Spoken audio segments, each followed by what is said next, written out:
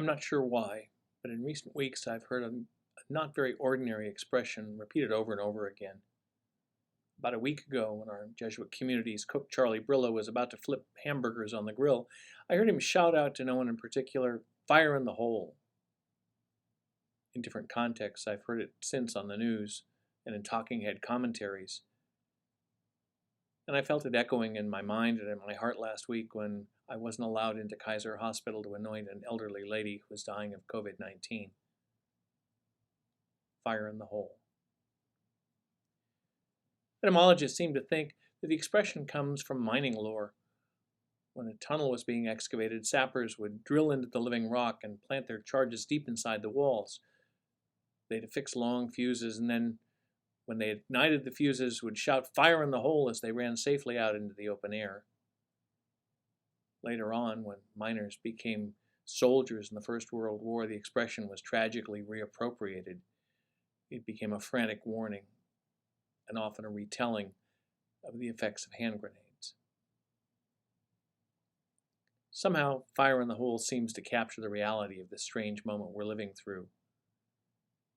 It feels like hand grenades are going off all around us, and the earth underneath our feet is shaking from subterranean explosions. People of all ages, but mostly the elderly, are suffering and dying, their lungs blown apart by COVID-19. Wildfires and hurricanes wreck our natural environment. The port of Beirut was destroyed by an exploding fertilizer warehouse. Nonviolent protests over racial inequality are being compromised by a few nihilists and anarchists who want to burn it all down. And government offices and random stores and cars and even little neighborhood bodegas operated by struggling immigrants are being destroyed. Our social and political discourse explodes day after day as partisans throw verbal grenades at one another, and no one wants to admit it's impossible to put the pin back in once it's been pulled. Fire in the hole. There's not much we can do directly about natural disasters except to exercise reasonable care and work as best we can to ameliorate the sufferings of the victims. We wear our masks, we keep social distance, we wait for a vaccine. We keep an emergency pack close at hand and teach our kids escape routes. The caprices of nature are unfathomable, and natural calamities have always racked our unstable world. That is simply the way this corner of the cosmos works.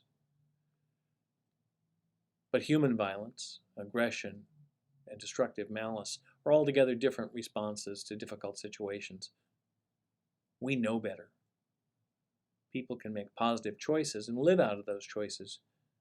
We can moderate our speech and at least occasionally try to give the other person the benefit of the doubt. We don't have to allow every disagreement to descend into invective. Every confrontation doesn't have to end in a conflagration. The grenade that fits our hands so well could be put back into the arsenal with its pin still in place and its destructive mechanism intact if we decide to choose other means to settle our disputes. Means like those suggested by Jesus: compassion, reconciliation, and mercy. Looking to the common good, not our own limited self-interest.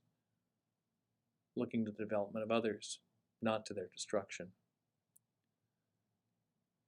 It's not by accident that hell is imagined as endless fire in an endless hole. Today's gospel tells us of vineyards that are being ravaged by greed and envy, whose violent workers then face a hard judgment. And conversely, it's not by accident that Eden and paradise were and are imagined as tended, watered gardens filled with life-giving plants and happy people. So for me, the question is simply this: do I pull the grenade's pin, or do I find a better way to resolve the issues before me? Might I not look around and find a fire extinguisher and use it to keep the flames at bay, at least for a while? Mightn't that be the better pin to pull? That's a decision we all need to make, and make every day. Maybe fire in the hole isn't the only solution.